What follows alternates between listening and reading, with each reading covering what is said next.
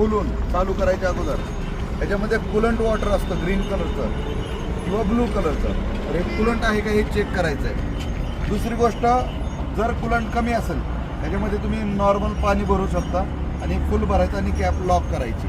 हे लावल्यानंतर दुसरी गोष्ट आपल्याला चेक करायचं इंजिन ऑइल.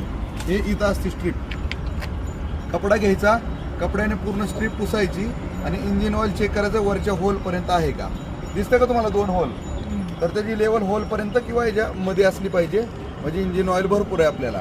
तर हे इंजिन ऑइल चेक केलं. आता झालं इंजिन ऑइल चेक, तुमचा कूलंट चेक. हे पण कूलंट कसं हे चेक करायचं, म्हणजे किती आहे कसं? खोलून हे भरलेलं असतं ना, पूर्ण पाण्याची बाटली कशी भरते आपली, तेवढं भरलेलं दिसतं पाहिजे. ते. नसेल तर थोडं टॉपअप करा. हे आहे ब्रेक ऑइल. प्रत्येक गाडीचं ब्रेक ऑइल तिथंच असतं आणि ते पण टाच भरलेलं पाहिजे. त्याला पण मॅक्सिमम किंवा मिनिमम लेवल असते, त्याच्यावर लिहिलेलं असतं इथपर्यंत पाहिजे, ते हे भरलेलं पाहिजे हे. ओके, ते काय 30-40 रुपयाला मिळतं, तुम्ही टॉपअप करू शकता कमी असेल तर. हे आहे वायपरचं पाणी.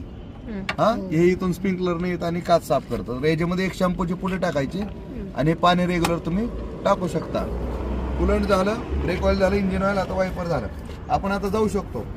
पण रस्त्याच्या मध्ये आपण गेल्यानंतर कधी कधी गाडी गरम होऊन बंद पडते. तर गरम झालेली गाडी कशी ओळखायची, तुमच्या डिस्प्लेला C आणि H आहे, त्याच्यामध्ये एक काटा असतो, तो H कडे झुकलाय म्हणजे गाडी हॉट व्हायला लागली, गरम, गाडी थांबवा. किंवा C आणि H आहे त्याला अशा लाईनिंग येणार, तर त्या सेंटर पर्यंत आहे तर ठीक आहे.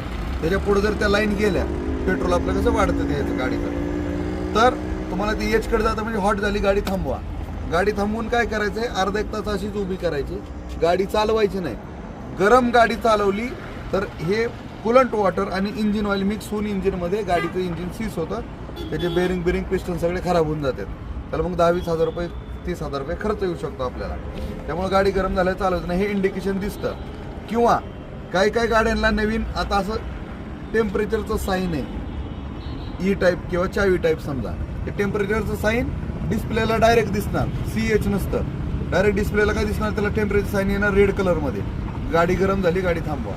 दुसरी गोष्ट, हे पण नाही तुम्हाला कळलं तर आपण दुसरा गेअर टाकायच्या टायमाला चुकून चौथा पडल्यावर गाडी कशी करते, झटके देत चालते, खडखडखड आवाज येतो. तशी गाडी रेग्युलर चालली म्हणजे आपली गाडी गरम झाली. तरी पण आपण समजायचं की दुसरा गेअर टाकलाय पण गाडी झटका देते, पळत नाही, पिकअप घेत नाही, म्हणजे गाडी गरम झाली, गाडी थांबवा.